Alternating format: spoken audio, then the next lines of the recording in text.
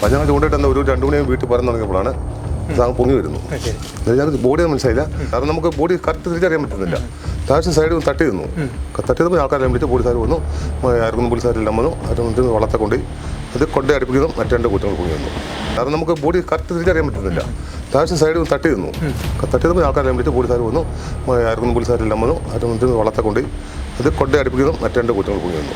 സാറിന് 24 മണിക്കൂർ സാറിന് പൊങ്ങുന്നത്. ഇവിടെയൊക്കെ ഒത്തിരി പേര് മരിച്ചിട്ടുണ്ട്. അവിടെ തന്നെ ഇപ്പോൾ 10-16 പേര് മരിച്ചിട്ടുണ്ട്. ഈ ആറ്റി ചാടി വന്ന് പോലീസുകാർ വന്നു. എല്ലാം അന്നേരം ജേഡിയുടെ ആശുപത്രി കൊണ്ടുപോയി. കൊണ്ടിട്ടും കാര്യമില്ല. 3 പേര് മരിച്ചാൽ പോകുന്നു. സാർ, ഇതാണ് നമ്മുടെ മുരളിച്ചേട്ടനാണ് നമ്മുടെ ജിസ്മോളുടെയും കുഞ്ഞുങ്ങളുടെയും ബോഡി ആദ്യം കാണുന്നതും അവിടെ ആദ്യം ഒന്ന് പൊക്കിയെടുത്ത് പോലീസിനെ ഏൽപ്പിക്കുന്നതും. അപ്പോൾ ഇദ്ദേഹം കണ്ട കാഴ്ചകളാണ് ഞങ്ങളൊന്ന് ചോദിക്കാൻ പോകുന്നത്. എന്തായിരുന്നു, എങ്ങനെയായിരുന്നു അവസ്ഥ എന്നുള്ളതാണ് ഞങ്ങളൊന്ന് ചോദിക്കാൻ പോകുന്നത്. ചേട്ടാ നമസ്കാരം. അതേ കൂടെ ഞങ്ങൾ ചൂണ്ടിട്ടു സാറിന് സ്ഥിരം മാറ്റി ചൂണ്ടിട്ടാ. 14-15 തീയതി സംഭവം. അപ്പം ഞങ്ങൾ ചൂണ്ടിട്ട് ഒരു 2 മണിയും വീട്ടിൽ പറയാൻ തുടങ്ങിയപ്പോഴാണ് സാധനം പൊങ്ങി വരുന്നു. ഞങ്ങൾക്ക് ബോഡി ഒന്നും മനസ്സിലായില്ല. ഞാൻ നേരെ അക്കരയ്ക്ക് പോയി. തിരിച്ച് ആ സാധനം ബോഡി ഇക്കരയ്ക്ക് വന്നു. ഞാൻ ഒറ്റയ്ക്ക് കൊള്ളുന്നേരം ഞങ്ങൾ കൂടുതൽ 3 പേരുണ്ട്. ബോഡി ഒഴുകി നടക്കുക അങ്ങനെ പൊങ്ങി ഒഴുകി വരിക. അത് ഞാൻ നേരെ ഇക്കരയ്ക്ക് വന്നു. ഇക്കരയ്ക്ക് വന്നൊരു ചപ്പ തടഞ്ഞു നിന്നു. അവിടെ അത് ഞാൻ ആൾക്കാരെല്ലാം വിളിച്ചു. പോലീസുകാരെല്ലാം വന്നു. അത് എൻ്റെ മരുമനൊക്കെ വെള്ളമായിട്ട് വന്നു. അന്നേരം നിങ്ങൾ പൊക്കിയില്ല? ഇല്ല.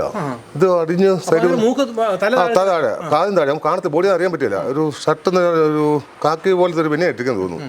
അതുപോലത്തെ പിന്നെ ഇട്ടിരിക്കുന്നത്. കാരണം നമുക്ക് ബോഡി കറക്റ്റ് തിരിച്ചറിയാൻ പറ്റുന്നില്ല. താഴ്ച സൈഡ് തട്ടി നിന്നു. തട്ടിയപ്പോൾ ആൾക്കാരെല്ലാം വിളിച്ച് പോലീസുകാർ വന്നു. ആർക്കൊന്നും പോലീസുകാരെല്ലാം വന്നു. അവരെ വള്ളത്തെ കൊണ്ട് അത് കൊണ്ടേ അടുപ്പിക്കുന്നു. മറ്റു 2 കുറ്റങ്ങൾ പൊങ്ങി വന്നു. 2 കുട്ടികൾ പൊങ്ങി വരും അന്നേരം. ഇതുകൊണ്ട് അടുപ്പിച്ച് അടുത്തടുത്ത് എല്ലാം അടുത്തടുത്ത് ഇവിടെ തൊട്ടടുത്താ.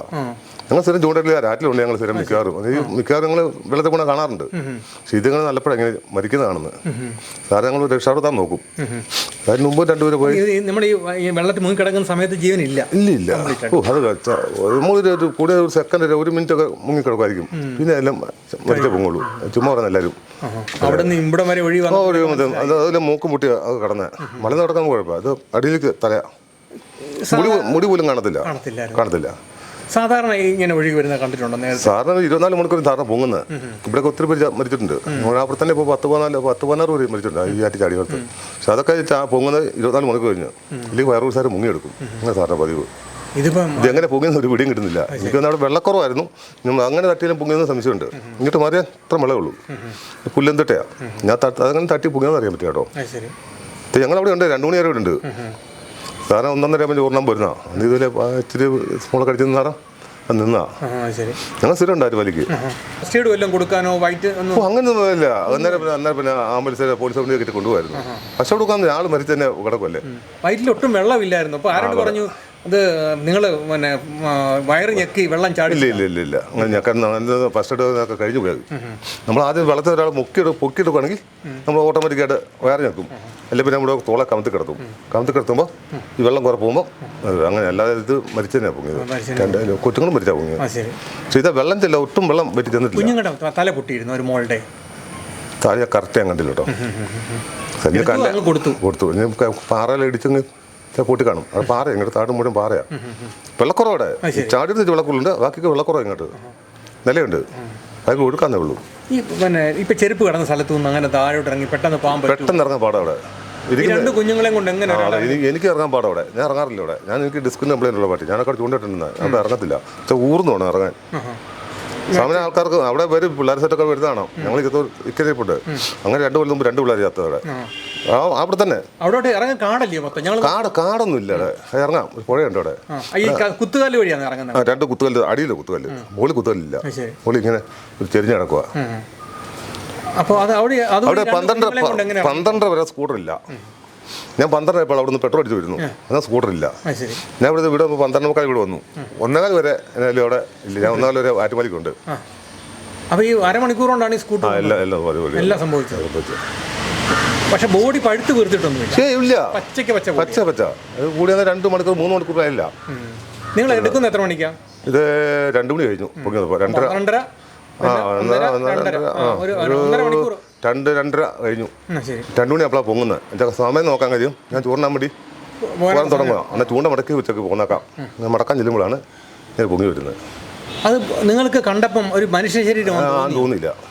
എന്താണെന്ന് പറഞ്ഞ് ഞങ്ങൾ ചെല്ലുന്നത്? ഇല്ല, ഞാൻ നേരെ തോന്നി. അങ്ങനെയല്ല തോന്നുന്നത്, ഇങ്ങനെ പൊങ്ങി വരികയല്ലേ, പെട്ടെന്ന് പൊങ്ങുമല്ലേ. അത് ഞാൻ മുമ്പ് പൊങ്ങിയിട്ടില്ല. ശരി, ഞങ്ങൾ മാത്രം 3 പേരേ ഉള്ളൂ. കാണുമ്പോൾ പൊങ്ങി വരിക. അതായത് നമ്മൾ അങ്ങനെ തോന്നില്ല. നമ്മൾ നേരെ ഞാൻ അക്കരയ്ക്ക് പോയി.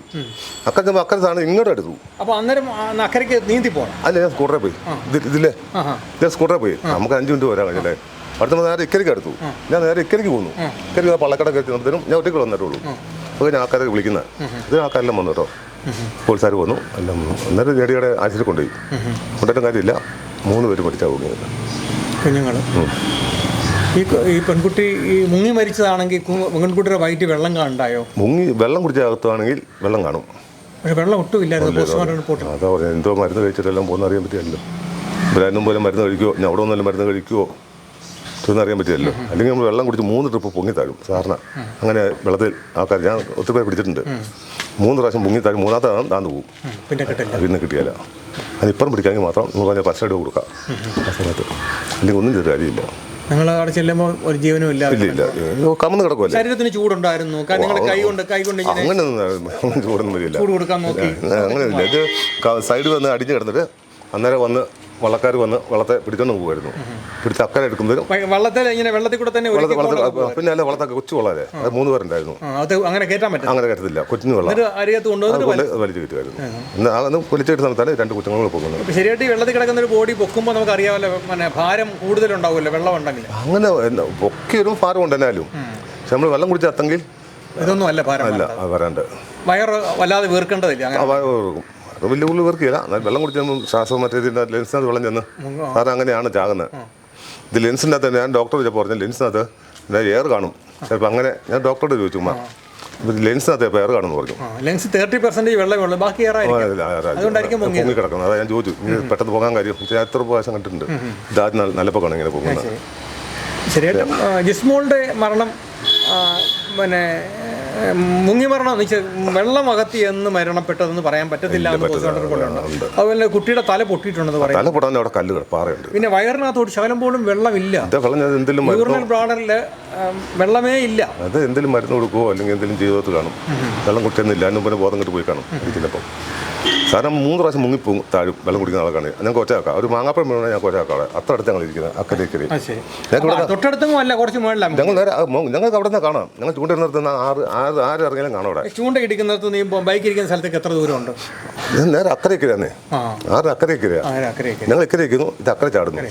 അക്കരെ ആര് വന്നാലും ഞാൻ കാണാം. ഒരു മാങ്ങാപ്പഴം വീണാൽ ഞങ്ങൾക്ക് ഒറ്റയാക്കാം. അവിടെ തൊട്ടപ്പുറത്ത് മാങ്ങാപ്പഴം ഉണ്ട്. അങ്ങനെ ഞങ്ങളവർക്ക് മാങ്ങാപ്പഴം പറക്കുന്ന ആൾക്കാർ ഇഷ്ടം വരുന്നില്ല. ആൾക്കാർ മാങ്ങാപ്പഴം പറക്കാൻ അത് നമ്മളാ ശ്രദ്ധിക്കാറില്ല അങ്ങോട്ട്. പക്ഷേ ഞാനിപ്പം ചോദിക്കുന്നത് ഇങ്ങോട്ട് വിളിക്കും, നമ്മളിപ്പോൾ ഇങ്ങനെ ചാഞ്ഞ് കിടക്കുന്ന ഒരു വഴിയാണ്, അല്ലാതെ ഇപ്പം പെട്ടെന്ന് ചാടാൻ പറ്റുന്ന സ്ഥലമാണ് അല്ലല്ലോ. അല്ല, ചാടാൻ പാറ ഇടുക്ക് 3-4 കുഴിയുണ്ട് ഇവിടെ. പാറയുടെ മണ്ടയ്ക്കൊന്ന് എടുത്ത് ചാടാമോ? ചാടി ഞങ്ങൾ ഒറ്റയാടാൻ ചാടിയില്ല. അതൊന്ന് നീന്തി പോയി കാണും പിള്ളേരെ കൊണ്ട്. പോയി അങ്ങനെ ചത്തെങ്കിൽ പോയി ഇറങ്ങി നീന്തി പിള്ളേരെ അവിടെ നീന്തി കാണും. അല്ലെങ്കിൽ വീണെ ഞാൻ കൊച്ചയാക്കാം. അത്ര അടുത്ത് ഞങ്ങൾ ഇരിക്കുന്നത്. 6 അക്കരയ്ക്കേ ഉള്ളൂ. അത്രേ ഉള്ളൂ. ഈ സ്കൂട്ടർ ഇരിക്കുന്ന സ്ഥലമൊക്കെ നിങ്ങളുടെ എല്ലാം ഒരു 50 മീറ്റർ ചുറ്റളവ്. സ്കൂട്ടർ 12 സ്കൂട്ടർ അവിടെ ഇല്ല. ഞാൻ കറക്റ്റ് 12 ആയപ്പോഴാണ് തൊട്ടടിക്കാൻ പോണേ ഈ ചെറുവാണ്ടിൽ. തിരിച്ചപ്പോൾ സ്കൂട്ടർ ഇല്ല അവിടെ. പിന്നെ സ്കൂട്ടറിൻ്റെ ഓഫിനാണ്.